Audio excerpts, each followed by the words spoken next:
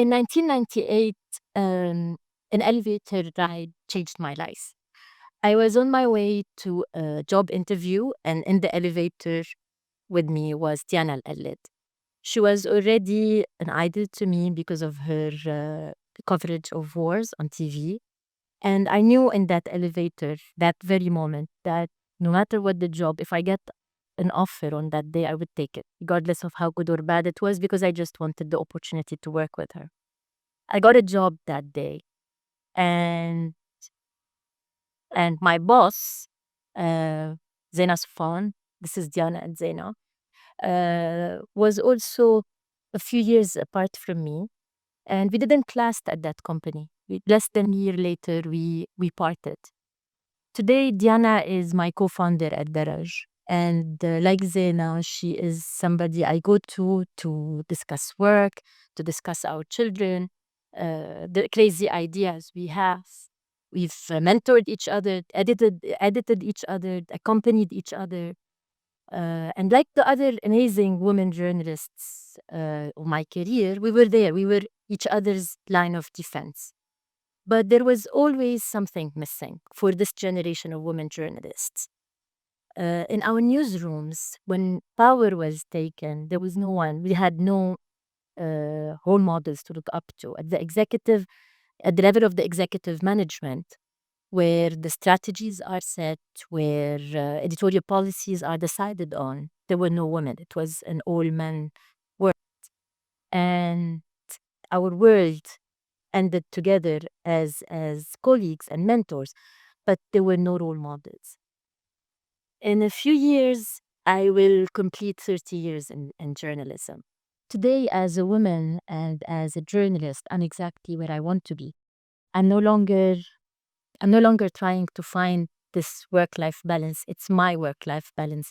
As a mother, I am the best I can, and it seems to be working with my daughters, who are always helping me try to convince the world that I'm actually a great mother despite of my very frequent absences. As a journalist, I am, and as a woman, I am at my best. And the reason I'm saying all this, it's because despite all of what I just said, the way I feel in my body, in my mind, in my heart, doesn't seem to resonate or to be in sync with what the word Aragni seems to be telling me. Because along the way, along with being a CEO and a mother and a proud one at both, there's so many labels that I have achieved or gained along the way. Today, I'm also perimenopausal, divorced, very soon to be empty nester who was also diagnosed with ADHD at the age of 40.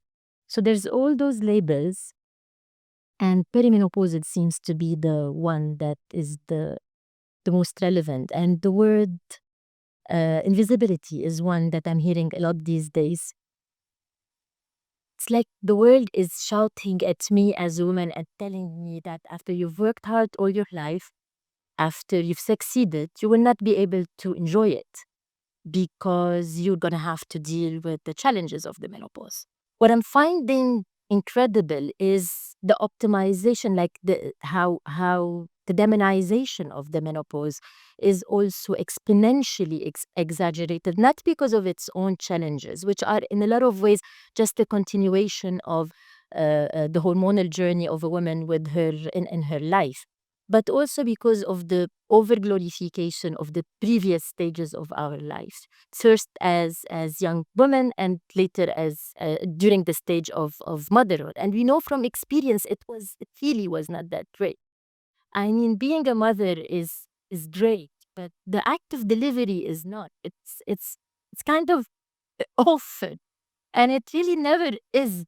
Since the beginning, since the teenage years, it's a hormonal circus, really. It starts with teenage life, the acne and the body insecurity and the periods and their pain, and afterwards during the 30s, all kind of clocks that start ticking, and not wanting to be pregnant at the beginning, and then not knowing when we want to be pregnant, and then when we know we want to be pregnant, panicking because we don't get pregnant the minute we're ready for it, and then we get pregnant. And that starts with the cycle, the pregnancy, of course, the the morning sickness, and then the delivery, and the horrible, horrible, horrible things that happen to our bodies during delivery and post-delivery. And after the delivery, there is the postpartum depression. And after the postpartum depression, there is the sleepless night, the exhaustion, the guilt. And it seems like we're never in control of this hormonal circus that, did I forget anything? It's like a hormonal circus that we're living with, and it's never easy. It's not easy when we're young. It doesn't get easier when we get older. And throughout, it always feels that society doesn't help us make it easy. From objectification and sexualization when we're young, to the stigmatization and being judged when we become mothers, and then the threat of becoming invisible as we grow older. I look back at my own career and my own life, and it feels to me there hasn't been a stage in my life where this hormonal imbalance or the hormonal journey was not really a very important part of my life. And here I'll share some stories, because this is the kind of stories that mark you and shape you, and you never forgot. Much of who I am today is the result and the outcome of the newsrooms I grew up in. And I owe a big deal of gratitude to these newsrooms, but doesn't mean it was easy. So when I became a mother, I started a blog, and I called it PMS. And my PMS was for Professional Mother Syndrome. And it was really, that blog was really looking at how I was failing miserably at everything, at being a mother and being a professional. And it was just kind of fun to read. But it was also really kind of a diary of how complex it was when it really, and I'm saying all that because it really didn't have to be that complex. So in 2005, I was at a clinic about to have a pre-IVF procedure when former Prime Minister, the late Prime Minister Rafiq Hariri, was killed in a car explosion. I ran out of that clinic, and of course I forgot the IVF, and that was completely off my list of interest because of how busy I got the months that followed. And then on the day that Allah yarhamu Samir Asir was assassinated, I fainted, and I thought it was the emotion, to discover later that I was pregnant. I gave birth exactly 1 year after the death of Hariri on Valentine's Day, February 14, 2006. And I had to cut my maternity leave to go back to work and cover the national dialogue. And I will never forget how much I cried in the bathroom of Al-Arabiya, because I accidentally dropped the milk I had just pumped. And my breasts were okay, because like on air it was really very difficult to stay there. So I was feeling in my body much better, but my daughter had to skip a meal that day. And then another day, which is the day of this picture, and that one was even this one at least is funny. The first one was heartbreaking, but this one, a year later, I was pregnant again, and this is in Nahr al-Beirut, when I was covering the events of Nahr al-Beirut. And that time, my morning sickness, I didn't have much my morning sickness. I had sleepiness, like I just wanted to sleep all the time. And no one at the newsroom knew. It was very, very early on in my pregnancy, and I hadn't told anyone I was pregnant. So I was live on air, and when my colleague in the studio wanted to take a guest from another place, I thought I had the brilliant idea of just closing my eyes for a minute, and then I slept. And then the camera was back on me when I was still sleeping. And the cameraman, haram, the cameraman. But all I say now is thank God there was no social media then, because it should have been really, really embarrassing.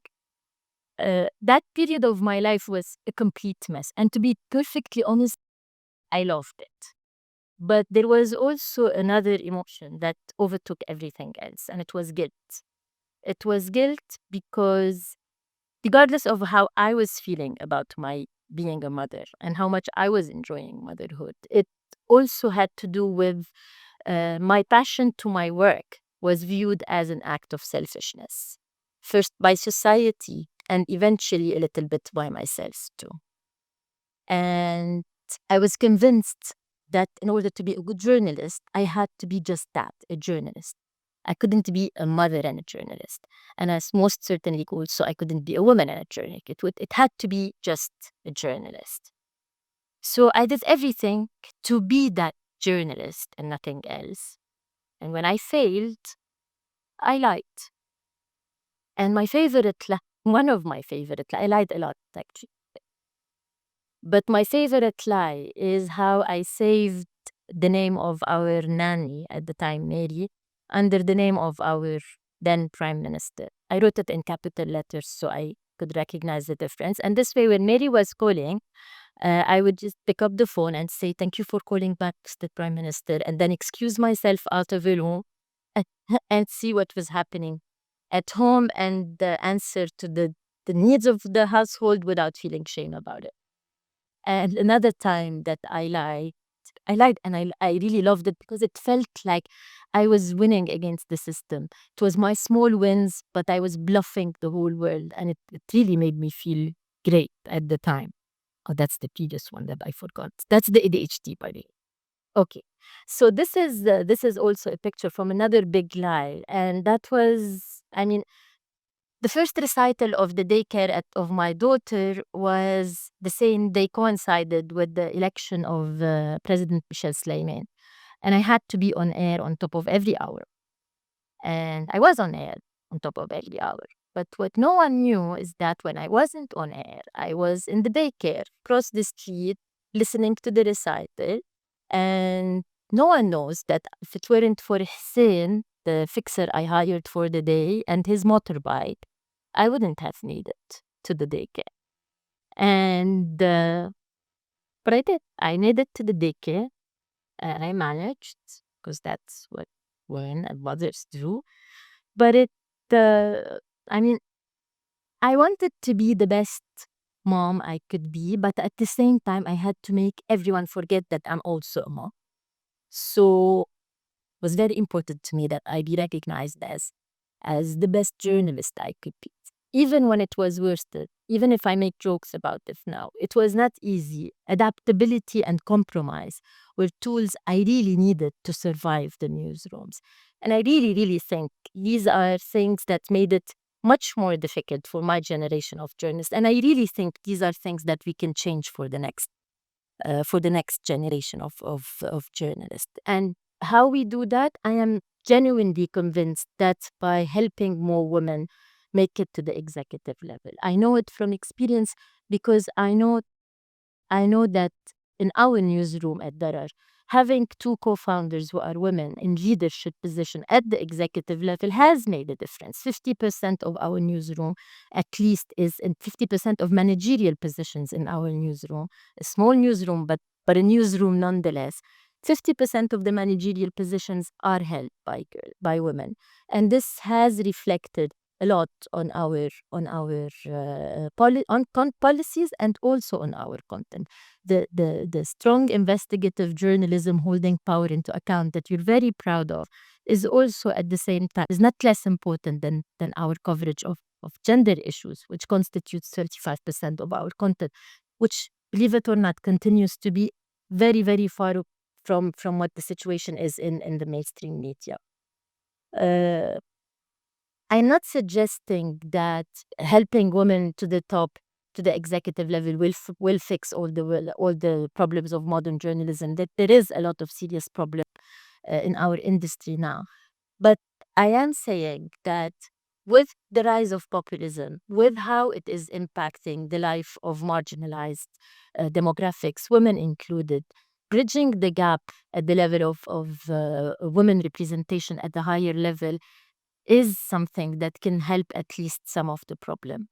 As a woman, I know I would be sleeping much better at night if I knew, for example, that more than just 1 out of 10 big pharma companies have women CEOs.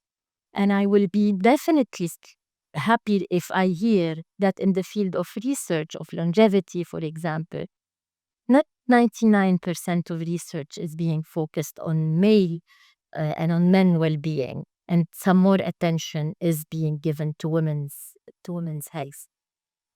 Also, as a woman, uh, I know that as an executive now, as someone who's a CEO, I know that uh, I would be investing in women's sports, for example. And I would do that because as a mother, I know the need and the demand. I still remember very well how difficult it was for me to encourage my daughter and keep her enthusiastic about football, soccer, which she really loved and she was good at. When she was told at school that the girls had to use the goal that was made out of carton boxes, whereas the boys got the professional goal. It was really difficult for her. And I saw how she lost a little bit of her enthusiasm after that.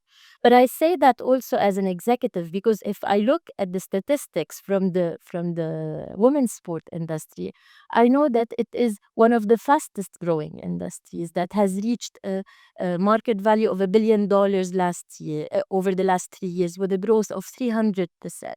Even if it's getting, and I want to get that right, just 10% of the 10% of investment and 15% of media of advertisement and just a fraction of broadcast rights. It is my conviction that having more women at the top is not just good, the right thing to do. It's also good for business. And it's in everybody's interest to stop telling women how to feel and who to be and ask them what do they need, how how they could create opportunities to have more women represented and open the way for more women to make it to the top. This will obviously require some fair redistribution of both the resources and the responsibilities. And it will start with a fair closing the pay gap between the two genders and also more fairness at the level of household responsibilities. And of course, this will create a lot of discomfort for most men, but also for some women who will start giving us the arguments justifying the unjustifiable. But the simple truth is that today, 80 to 90% of all resources are still, in all industries, are still controlled by men. And the result is the absurd modern world we all live in, where no one seems to be happy, not the men, and most certainly not the women. Will giving some power to the women make life easier? I would bet money that it would at least solve some of the problems. Simone de Beauvoir said it 80 years ago, and it still resonates. Women are not victims of some mysterious fate. Our ovaries do not condemn us to a lifetime of submission. Today, I am, as a CEO, I am in media. I belong to the 16% of women who hold this title globally. In my own world, this is 16% better than when I started my career. But we're really still very, very, very far away from where we need to be. And if nothing stopped us before, I'm pretty sure it's not going to be our hormones that going to stop us now. Thank you.